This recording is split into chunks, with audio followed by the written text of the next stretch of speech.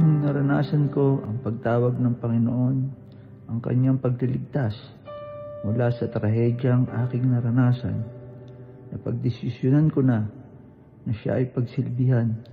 Napagdesisyonan ko na ialay ang aking buhay at maglingkod sa Kanya.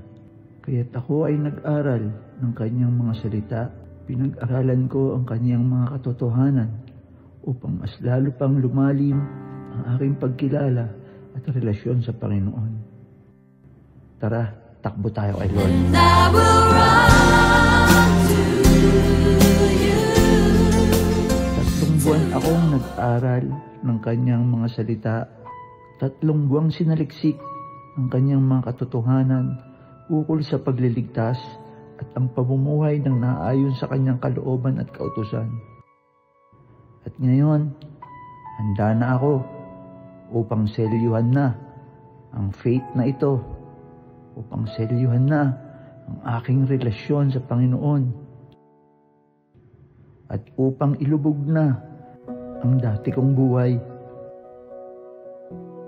As the Lord will purify me and cleanse me through this water baptism, and as I look forward for the breakthrough that's coming from God, and to accept and partake the Great Commission, pronounce the goodness of God, ideklara ang Kanyang kabutihan at kadakilaan, at itanghal siya sa kalagitnaan ng sanlibutan.